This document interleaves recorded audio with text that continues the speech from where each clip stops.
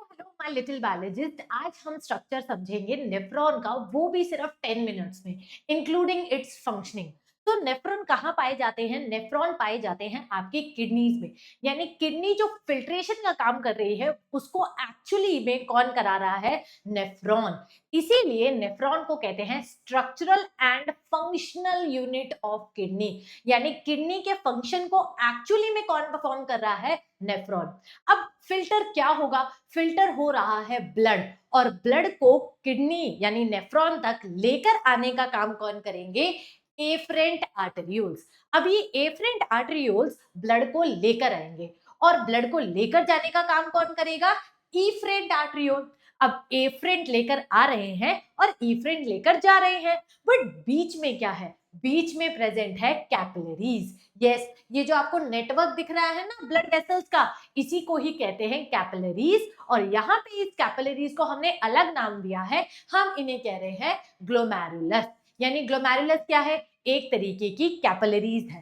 अब आप यहाँ ध्यान से देखो, यहाँ पे ये जो एफरेंट आर्टरियोल है ये ब्लड लेकर आ रहा है, और इफरेंट ब्लड लेकर जा रहा है, और यहाँ पे ये जो बीच में क्या बन रही है?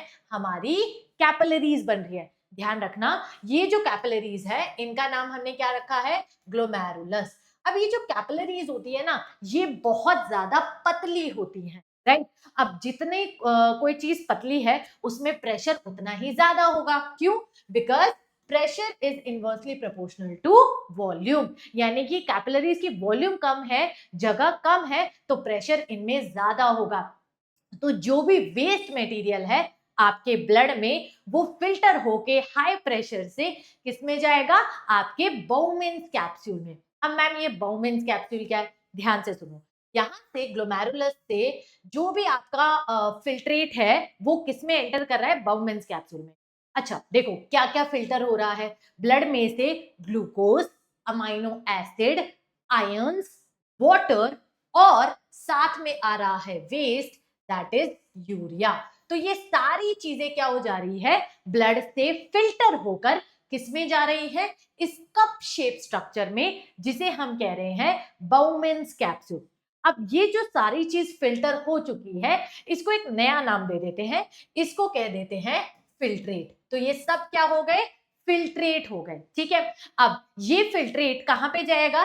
इस कप शेप स्ट्रक्चर में। देखो इस ग्लोमेरुलस के आसपास इस तरीके से एक कप शेप स्ट्रक्चर प्रेजेंट होता है ये, और इसी कप शेप स्ट्रक्चर को हम क्या कहते हैं? बाउमेन्स कैप्सूल। क्या कहेंगे हम इसे? बाउमेन्स capsule.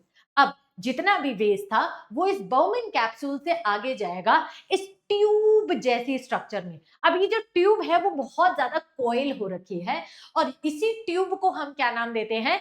PCT, that is proximal convoluted tubule.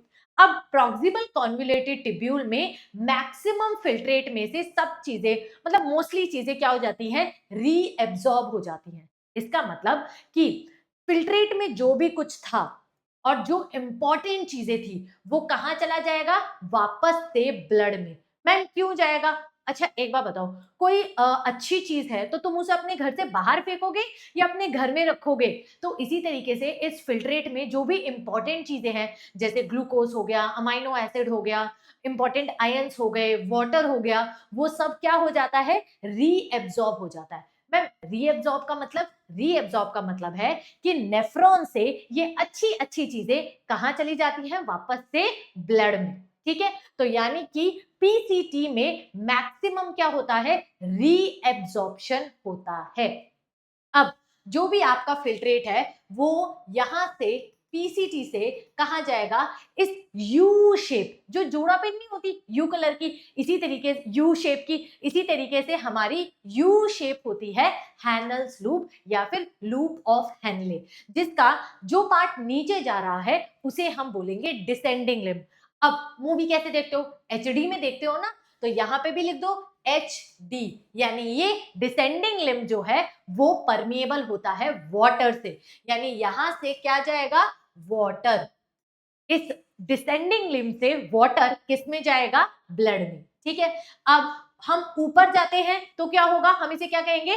Ascending limb. नीचे वाले हिस्से को हम डिसेंडिंग कहते हैं, ऊपर वाले को कहते हैं असेंडिंग। अब असेंडिंग के भी दो पार्ट है, एक जो पतला वाला है उसे कहेंगे थिन असेंडिंग, जो मोटा वाला है उसे कहेंगे थिक असेंडिंग।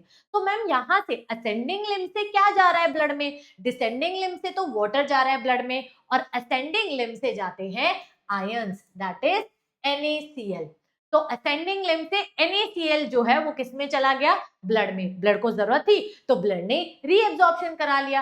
अब जो भी हमारा फिल्ट्रेट है वो अब एंटर कर रहा है डिस्टिल कॉन्वोल्यूटेड ट्यूब्यूल में, यानी ये पिंक कलर का आपको दिख रहा है, इसे कहते हैं DCT। DCT से भी मैक्सिमम चीजें जो हैं वो एब्जॉर्ब ही होती हैं, बट यहाँ पे कुछ गंदी चीजें हैं जैसे कि हाइड्रोजन आयंस, पोटेशियम आयंस, वो वापस से नेफ्रॉन में डाल दी जा रही है, यानी कि NaCl तो किस में गया, ब्लड में चला गया यहाँ से, ठीक है, आयंस ब्लड में चले गए, बट ब्लड से भी कुछ हिस्सा किस में जा रहा है, नेफ्रॉन में जा रहा है, यानी ब्लड से पोटेशियम आयंस जो हो गए या फिर हाइड्रोजन आयंस जो हो गए वो किस में चले जाते हैं, ब्लड में, बट NaCl ले लो, बाइकार्बोनेट आयंस ले लो, वो कहाँ चले जाएंगे, नेफ्रॉन से ब्लड में, ठीक है।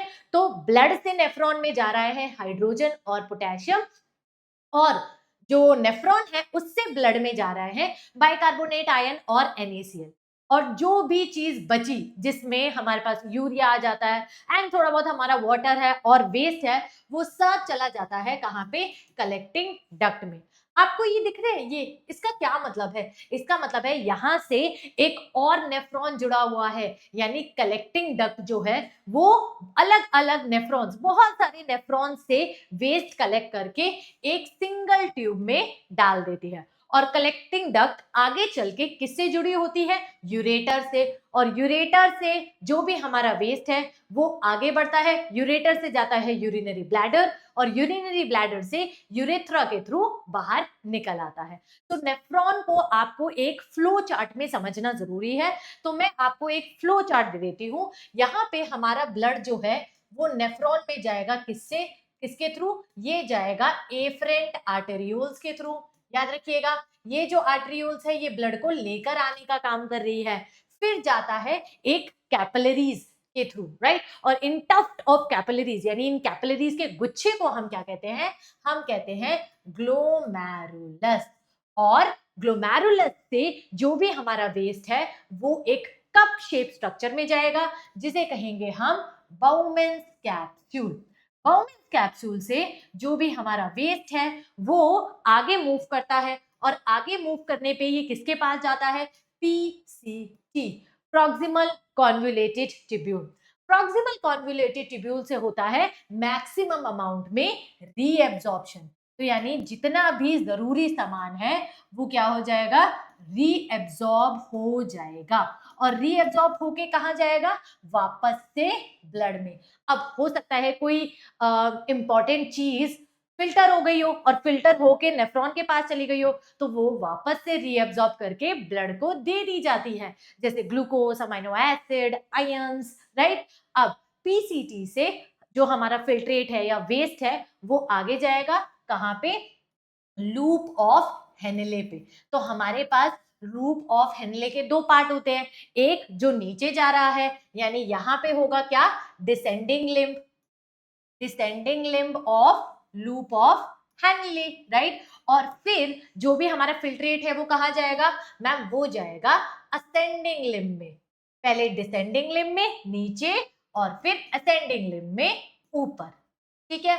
उसके बाद असेंडिंग लिम्ब से जो हमारा लूप ऑफ है, जो भी हमारा फिल्ट्रेट है वो किस में जाएगा, DCT, that means distil convoluted tubule, और DCT से जो भी हमारा फिल्ट्रेट है वो एक नेफ्रॉन का और अलग अलग नेफ्रॉन का फिल्ट्रेट कहाँ जाता है, कलेक्टिंग डक्ट में, और कलेक्टिंग डक्ट से फिर ये कहाँ पे जाएगा, यूरेटर, यूरिनरी ब्लैडर और यूरेथ्रा के थ्रू जो भी ये वेस्ट है वो बॉडी से बाहर निकल आएगा। अगर आप फ्लो चार्ट के थ्रू याद करेंगे तो आपको ज्यादा इजी होगा समझने के लिए, आप इसको साइड बाय साइड नोट भी कर सकते हैं और इसका स्क्रीनशॉट भी ले सकते हैं। सो आज की क्लास में हमने 10 मिनट्स में नेफ्रॉन का स्ट्रक्चर समझा है। ऐसी ही मजेदार वीडियोस देखने के लिए ज्वाइन कीजिए जूनियर मंत्र।